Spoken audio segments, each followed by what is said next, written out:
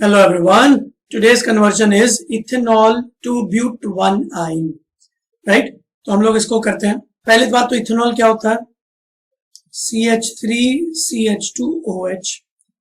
और but1-ine क्या होता है? CH3CH2C triple bond CH. तो but1-ine क्यों बोल रहे हैं इसको? बिकॉज नंबरिंग यहां से स्टार्ट होगी 1 2 3 4.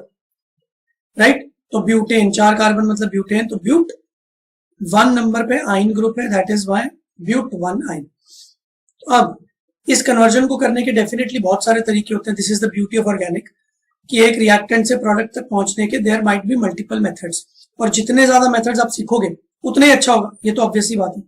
बट अभी एक मेथड जो मेरे दिमाग में आ रहा है उसको स्टार्ट करते हैं. सबसे पहले इथेनॉल से but1-ine हमको कैसे मिलेगा? अब उल्टा चलते हैं.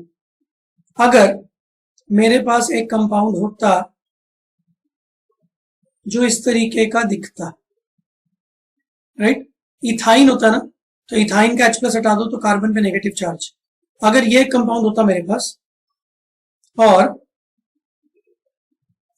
अगर मेरे पास एक दूसरा कंपाउंड होता इस तरीके का CH3CH2Cl, तो एक बहुत अच्छी रिएक्शन हो सकती थी. And that would have been, ये कार्बन का नेगेटिव चार्ज यहां अटैक करेगा and chlorine is a good leaving group, वो चला जाएगा. राइट, तो आपको इवेंचुअली आपका फाइनल प्रोडक्ट मिल जाएगा. ठीक है, तो अगर मेरे पास C triple bond CH negative होता और CH3CH2Cl होता तो ये काम हो जाता. And now the good news is कि ये वाला कंपाउंड हमको आसानी से मिल जाएगा. कैसे? अगर हम इसकी रिएक्शन करा देंगे PCl5 से. नाउ जैसा कि मैं हर कन्वर्जन रिएक्शन में बोलता हूं, हर कन्वर्जन रिएक्शन में कुछ कुछ इंपॉर्टेंट रिएजेंट्स होते हैं. तो पहला रिएजेंट PCl5. तो आप सब लोग एक चीज याद कर लो, PCl5 के नेम के लिए it's a good chlorinating agent. Chlorinating agent. तो इसका काम पता क्या होता है? बहुत सिंपल है. OH हटाओ, Cl लगाओ. तो PCl5, PCl3, SOCl2, SO2Cl2, ये सब कुछ है ना, इनको क्लोरीनेटिंग एजेंट बोलते हैं. खैर हमारे क्वेश्चन में हम लोग PCl5 यूज कर रहे हैं, बट PCl3 भी काफी जगह आपको दिखेगा. तो बहुत सिंपल है. तो CH3CH2Cl बन गया. तो हमको भाई एक रिएजेंट जो चाहिए था वो तो हमको मिल गया. अब दूसरा रिएजेंट हमको कैसे मिलेगा? This is something which needs to be worked out. Right, तो अब आप देखो, वही बात है जो मैंने आपको रैट और मेज वाला एग्जांपल दिया था ना एक बार, वो जो गेम होती थी, रैट को चीज तक पहुंचाना होता था. तो कभी कभी हम स्टार्टिंग से चलते हैं, कभी कभी हम एंडिंग से चलते हैं, और कभी कभी हम दोनों तरफ से चलते हैं. मैं चीज से उल्टा आना शुरू करूंगा और रैट से सीधा आना शुरू करूंगा, फिर बीच में हम लोग मिल जाएंगे, तो आपको रास्ता मिल जाएगा. Right, this is the method. तो you need to be very flexible with the methods. तो अब देखो, मुझे CH3CH2Cl चाहिए, चलो वो तो मिल गया. बट अब मुझे ये वाला कंपाउंड चाहिए, ये वाला. अब ये कैसे मिलेगा? चलो मैं इसी को आगे बढ़ा के दिखाता हूं कि कैसे कैसे मिल सकता है. अगर मैं यहां पे अल्कोहलिक KOH डालूं. नाउ ये students please remember this reagent, very very important. तो अभी मैंने आपको PCl5 के उसके बारे में बताया कि ये करता क्या. सिमिलरली अब अल्कोहलिक KOH क्या करता है, ध्यान से सुनो. ये एलिमिनेशन करता है. किसका एलिमिनेशन? HCl का, HX का. ठीक है, अब इसके ऊपर थोड़ा डिटेल में और स्टडी कर सकते हैं हम लोग. दो तरीके के KOH आपको मिलेंगे ऑर्गेनिक केमिस्ट्री में. एक होगा एक्वस KOH, एक होगा alcoholic KOH. Right, aqueous KOH का काम होता है सब्स्टिट्यूशन करना. मैं आपको करके दिखा देता हूं, उसके लिए मुझे स्क्रीन चेंज करनी पड़ेगी, बट आई होप आप उससे पहले ये सब लिख लोगे. राइट, सो दैट आपको कनेक्शन समझ में आए. तो मैं आपको ये चीजें कैसे करते हैं वो सिखाने की कोशिश कर रहा हूं. तो हम लोग स्टार्टिंग से भी चलेंगे, पीछे से भी चलेंगे, और कैसे हम लोग इवेंचुअली रास्ता निकालेंगे. आप मेरे साथ साथ लिखते रहोगे ना, it will be very good. तो आई होप आपने लिख लिया होगा. अब मैं जरा आपको अल्कोहलिक KOH के बारे में थोड़ा बता दूं और इस रिएक्टेंट को यूज करके देखते हैं. तो देखो, अगर मेरे पास CH3CH2Cl नाम की चीज है, और अगर आप उसमें एक्वस KOH डालोगे तो बहुत ही सिंपल है, क्या होगा, सब्स्टिट्यूशन। सब्स्टिट्यूशन किसका, देखो ये Cl आ जाएगा K के साथ और ये OH चला जाएगा Cl की जगह पे, तो CH3CH2OH, chlorine has been substituted by OH। आप ऐसा भी बोल सकते हो कि देखो OH था, इसने कार्बन पर अटैक किया होगा, क्लोरीन चला गया होगा, आप जैसे भी बोल दो, कोई दिक्कत नहीं। तो अगर एक्वस KOH होता है तो सब्स्टिट्यूशन होता है, बट ऑन द कॉन्ट्रेरी अगर अल्कोहलिक KOH होता है तो एलिमिनेशन होता है। मैं वो भी करके दिखा देता हूं। तो अल्कोहलिक KOH होता है तो सबसे पहले क्या बनेगा, ध्यान से सुनो, इस कार्बन से Cl जाएगा और इस कार्बन का H जाएगा। तो मैं एक काम करता हूं, इसको CH2 लिख देता हूं और इधर H लिख देता हूं। तो ये H जाएगा, ये Cl जाएगा, HCl चला जाएगा, ठीक है। इसी को एलिमिनेशन बोलते हैं। एलिमिनेशन मतलब कोई गया बट कोई नया आया नहीं। सब्स्टिट्यूशन का मतलब क्या होता है, एक गया तो एक आया। तो सब्स्टिट्यूशन में हमने देखा कि क्लोरीन गया और OH आ गया, बट यहाँ एलिमिनेशन में हम लोग क्या देखेंगे कि दो लोग गए बट कोई आया नहीं, तो फिर कार्बन को भी तो अपने 4 बॉन्ड्स कंप्लीट करने हैं ना, तो डबल बॉन्ड हो जाएगा, राइट। तो अब आप इसको कैसे दिखा सकते हो, आप ऐसे दिखा दो। एलिमिनेशन भी 3 तरीके की होती है, E1, E2, E1CB, इसके ऊपर भी सेपरेट वीडियो है, okay, don't worry. But the point is, ये कौन सी वाली है इसके ऊपर अभी डिस्कशन नहीं करेंगे, बट फंडा बड़ा सिंपल है। OH इस H+ को ले गया, ये H+ का बॉन्ड यहां शिफ्ट हुआ और ये Cl इधर से चला गया। तो मेन बात है, H गया, Cl गया, और यहां पे आप देखो इन दोनों के बीच में आपको एक डबल बॉन्ड दिख जाएगा, राइट। तो अब आप पहली चीज जो याद करनी है आपको कि अलग अलग रिएजेंट क्या करते हैं। तो एक्वस KOH करता है सब्स्टिट्यूशन, हैलाइड को हटा के लगा देता है OH, बट अल्कोहलिक KOH करता है एलिमिनेशन, और एलिमिनेशन के बाद क्या होता है, CH2 double bond CH2, right, मतलब डबल बॉन्ड आ जाता है। तो आई होप आपको ये समझ में आ गया। तो हमने अभी अभी जो स्टेप किया था उसमें ये वाला जो कंपाउंड था ना, इसको हमने अल्कोहलिक KOH में डाला था। तो आई होप आपने लिख लिया। तो मैं आगे बढ़ता हूं। अब हमारे पास ये कंपाउंड था CH3CH2Cl, राइट। हमने इसके ऊपर डाला अल्कोहलिक KOH और अब हमको मिल गया CH2 double bond CH2, right, ये बन गया। अब हमको बनाना क्या था, आपको याद है, आप अपने नोट्स में देखो, हमको ट्रिपल बॉन्डेड कार्बन के ऊपर नेगेटिव चार्ज बनाना था। अब ये एक बहुत अच्छी रिएक्शन है, ये एक अलग से क्वेश्चन की तरह भी आती है। एक डबल बॉन्ड को, एल्कीन को आप एल्काइन कैसे बनाते हो, राइट। तो अब इसमें अगर मैं ब्रोमीन ऐड कर दूं, Br2 in the presence of CCl4, देखो आपका ऑब्जेक्टिव पेपर होगा तो ये सारे ऑप्शंस आपको वहीं दिख जाएंगे। तो ब्रोमीन का एडिशन पता कैसे होता है, बहुत सिंपल है, डबल बॉन्ड टूट जाएगा और 2 ब्रोमीन आ जाएंगे, राइट, ये बन गया। अब हम क्या करेंगे, अब हम अगर वापस से अल्कोहलिक KOH डाल दें तो ध्यान से सुनना, ये जो CH है ना, CH2, इसको हम लोग ऐसे लिखते हैं। तो हर कार्बन पे 2 हाइड्रोजन 1 ब्रोमीन, राइट। अब देखो, अगर मैं base, basically alcoholic KOH is base, अगर आपको स्ट्रॉन्ग बेस डालते हो अल्कोहलिक KOH की जगह पे, मान लो NaNH2, तो इसका भी काम है एलिमिनेशन करना। और अब 2 बार एलिमिनेशन होगी, ध्यान से सुनना। पहले एक कार्बन का Br और एक कार्बन का H चला जाएगा और डबल बॉन्ड आ जाएगा, ठीक है। तो CH डबल बॉन्ड CH, एक Br और एक H, ठीक है। वैसे एलिमिनेशन ऑपोजिट वाला होता है, बट उससे कोई फर्क नहीं पड़ता हमको अभी।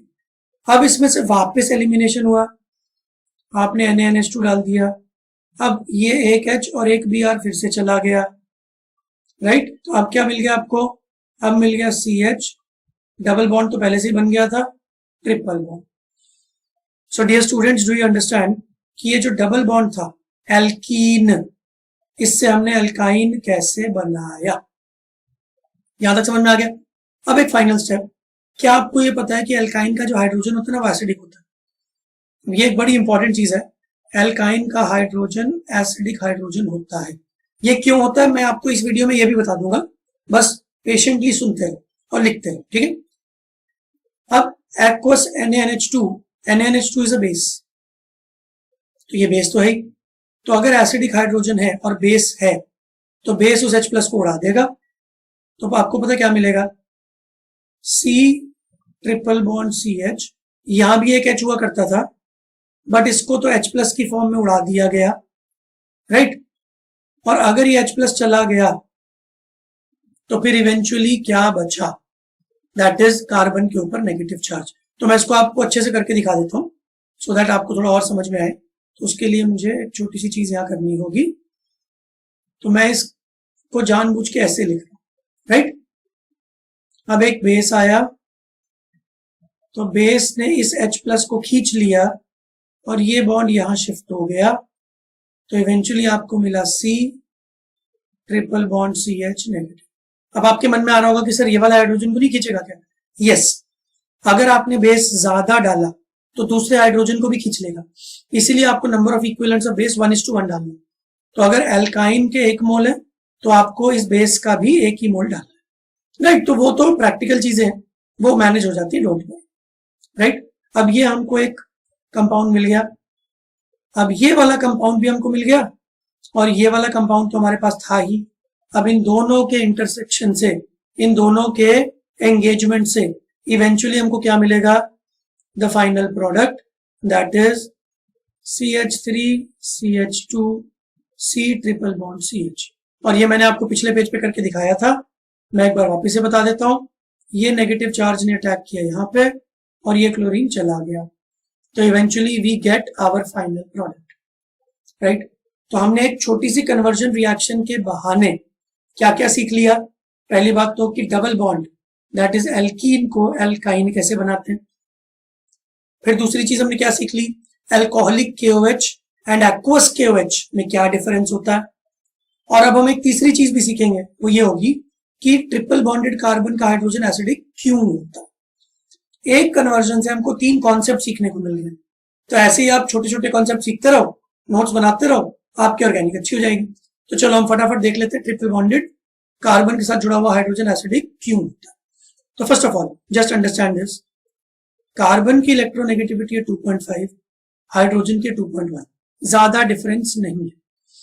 अगर डिफरेंस होता तो कार्बन इस इलेक्ट्रॉन को खींच लेता और हाइड्रोजन को भगा देता, बट अभी ऐसा नहीं हो रहा।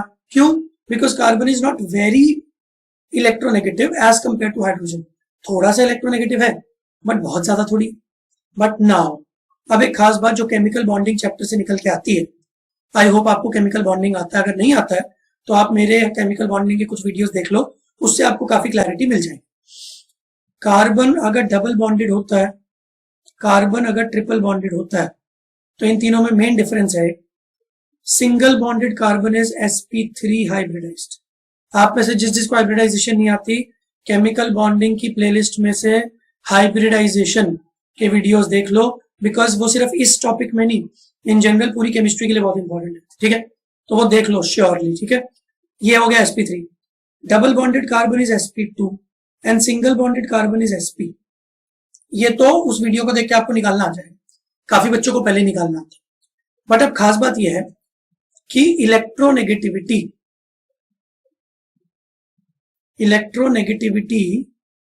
जो एक प्रॉपर्टी होती है किसी भी एटम की, that electronegativity actually changes with the change in hybridisation, ठीक है। तो अगर मैं आपको बोलूं कि जो कार्बन sp हाइब्रिडाइज्ड है उसकी इलेक्ट्रोनेगेटिविटी सबसे ज्यादा है, फिर sp2 वाले की है और फिर sp3 वाले की। अब आप डेफिनेटली इसका रीजन पूछोगे तो रीजन तो केमिकल बॉन्डिंग और पीरियोडिक टेबल में मिल जाएगा, बट मैं क्विकली ब्रीफ में आपको बता देता हूं। तो ब्रीफ ये है, आप लोग लिख लो, ये बहुत इंपॉर्टेंट है, more the S character, more the electronegativity. इसको मैं समझाता हूं पर पहले लिख लो, more the S character more the electronegativity. अब इसका क्या मतलब है, इसके पीछे भी प्रॉपर केमिकल बॉन्डिंग वाले रीजंस हैं, बट अभी के लिए देखते हैं कि किसमें S कैरेक्टर ज्यादा है। देखो अगर मैं sp को देखता हूं, एक S है एक P है, तो टोटल 2 लोग हैं, 2 में से एक एस है, तो क्या आपको दिख रहा है कि यहाँ पे 50% एस कैरेक्टर है, राइट। अब अगर आप sp2 की बात करो, एक एस है, 2 पी है, तो टोटल 3 लोगों में से एक एस है, तो 3 में से एक मतलब 33% एस। और sp3 में टोटल 4 लोग हैं, एक एस और 3 पी, टोटल 4 हो गए, 4 में से एक, that is 25% S character. sp3, sp2, sp, इन तीनों में सबसे ज्यादा एस कैरेक्टर किसका है? ट्रिपल बॉन्डेड कार्बन का। तो सबसे ज्यादा इलेक्ट्रोनेगेटिविटी किसकी होगी? ट्रिपल बॉन्डेड कार्बन की। अब एक कॉन्सेप्ट आप याद करो, अब अगेन इसी कन्वर्जन के थ्रू हम एक और कॉन्सेप्ट सीख रहे हैं, तो ध्यान से सुनना। आप सबको पता है ना कि नाइट्रोजन की इलेक्ट्रोनेगेटिविटी अच्छी होती है, it's a good electronegative element. तो आप ध्यान से सुनना, ट्रिपल बॉन्डेड कार्बन की electronegativity is approximately equal to the electronegativity of nitrogen. तो जो ट्रिपल बॉन्डेड कार्बन होता है ना, उसकी इलेक्ट्रोनेगेटिविटी ऑलमोस्ट नाइट्रोजन जितनी हो जाती है, राइट। तो नॉर्मली कितनी भी हो, बट इसकी बढ़ गई, इसकी और बढ़ गई, तो बढ़ते बढ़ते वो नाइट्रोजन के काफी क्लोज आ जाता है। तो अब अगर इस कार्बन के साथ कोई हाइड्रोजन जुड़ा होगा, तो अब मेरा सवाल यह है कि क्या कार्बन उस हाइड्रोजन को खींचेगा? Answer is yes. अच्छे से खींचेगा? यस। तो हाइड्रोजन को H+ की फॉर्म में भगा देगा? Yes. That is why triple bonded carbon के साथ जो जुड़ा हुआ हाइड्रोजन होता है, that is acidic in nature. और इसीलिए जब आप इसमें बेस डालते हो तो H+ की रिएक्शन हो जाती है, राइट। मैं आपको एक और छोटी सी रिएक्शन दिखाता हूं यहाँ पे, so that you understand it even more better. Let's say मेरे पास CH4 है और मैंने एक बेस से रिएक्शन कराई, यहाँ पे देयर इज नो रिएक्शन। क्यों? कार्बन के साथ जुड़ा हुआ hydrogen is not acidic. But on the contrary, अगर मेरा कार्बन ट्रिपल बॉन्डेड कार्बन है और अब मैंने इसके साथ NaOH की रिएक्शन कराई, तो ये जो OH- है, ये OH- इस H+ को ले जाएगा, ये बॉन्ड इधर शिफ्ट हो जाएगा, तो इवेंचुअली आपको मिलेगा HC triple bond C negative, right. तो जहां पे नॉर्मल बॉन्डेड कार्बन का hydrogen does not react with a base, triple bonded carbon का hydrogen reacts with a base. So this is the basic difference, right. तो इस particular conversion से हमने कितने सारे नए नए पॉइंट सीख लिए। अब आप इस कन्वर्जन को 1-2 बार रिवाइंड करके बार बार देखो, या फिर अगर आपको अभी समझ में आ गया तो कोशिश करना कि कुछ दिन बाद, 1 हफ्ते 2 हफ्ते बाद, जब भी आपको ठीक लगे, इसको 1.5x पे चढ़ा के जल्दी जल्दी जल्दी जल्दी देखो एंड जस्ट चेक कि जितने कॉन्सेप्ट्स मैंने सिखाए वो आपको अभी भी याद है क्या। तो इसमें बेनिफिट मिलेगा अगर आप नोट्स बनाते रहो, राइट। तो छोटी छोटी चीजें याद करो और इवेंचुअली पूरी ऑर्गेनिक आपके लिए आसान हो जाएगी। सो आई होप डियर स्टूडेंट्स कि आपको ये कन्वर्जन अच्छा लगा। प्लीज लाइक शेयर सब्सक्राइब अपने फ्रेंड्स के साथ शेयर करो, सो दैट उनका डर भी धीरे धीरे केमिस्ट्री का कम हो और वो लोग भी अच्छे कॉलेज में जा पाए, अच्छे मार्क्स लाएं, राइट। चलो, तो आई होप हम लोग नेक्स्ट वीडियो में एक और अच्छी रिएक्शन लेके आएंगे, और आई होप कि आज का वीडियो आपको अच्छा लगा। चलो, अभी के लिए टेक केयर, बाय बाय।